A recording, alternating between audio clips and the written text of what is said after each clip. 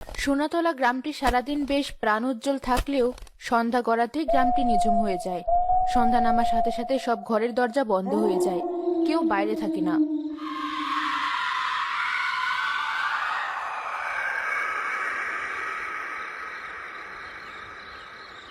দেখেছিস আজকে আকাশ কত পরিষ্কার, নিশ্চয়ই রাতে অনেক তারা উঠবে।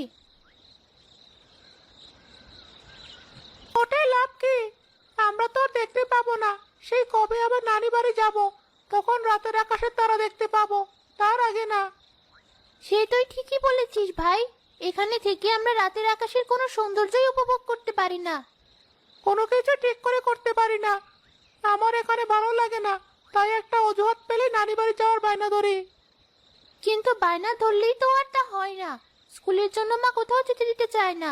কবে স্কুল বন্ধ হবে সেই আশায় দিন গোনায়। এই দোলা, নয়ন, সন্ধ্যা হয়ে গেছে, তাড়াতাড়ি ঘরে আয়। এখনো তেমন সন্ধ্যা হয়নি মা, আমরা আরেকটু খেলা করে আসছি। ছেলে মেয়ে দুটোকে একটা কথা একবার বলে শোনাতে পারি না। একদিকে আমি কাজে চোখে দেখি না, অন্যদিকে তাদের জ্বালা। বৌমা, তোমার ছেলে মেয়ে দুটো কোথায়? সন্ধ্যা যে ঘনিয়ে এলো, তাদের এখনো কোনো দেখা নেই। কোনো ক্ষতি না হওয়া পর্যন্ত থামবে না নাকি? সে কথা তাদের কে বলবে মা? আমিও তো একজন মানুষ, ঘরের সব কাজ তো আমাকেই করতে হয়। আমি কাজ করবো নাকি ওদের পেছন পেছন ঘুরে বেড়াবো?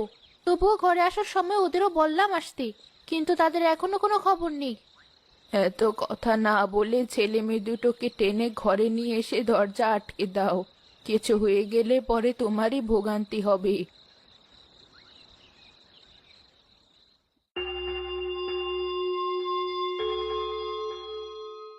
আমি কিন্তু এবার লাঠি নিয়ে আসবো, আর লাঠির বাড়ি একটাও নিচে পড়বে না।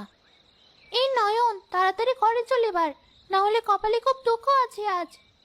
তারা ঘরে চলে গেলে রোজিনা দরজা আটকে দেয়।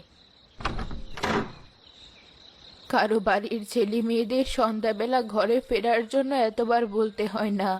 তোদের রোজ রোজ এত কথা কেন বলতে হয়? আমাদের খেলতে ইচ্ছে করে তাই।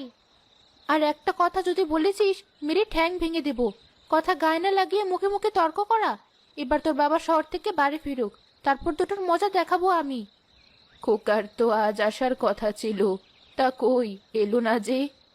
আসার তো কথা ছিল, হয়তো কোনো কাজে আটকে গেছে, তাই আর আসতে পারিনি। তা না হলে এতক্ষণে চলে আসতো।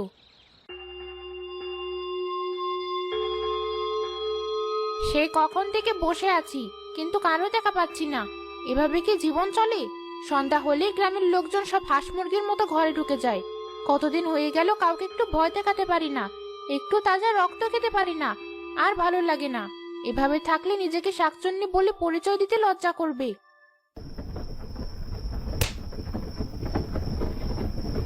গারোয়ান ভাই, বলছে আর একটু জোরে চালাও না। এভাবে চলতে থাকলে আমি যার বাড়িতেই ফিরতে পারবো না। এখনো অনেকটা পথ বাকি।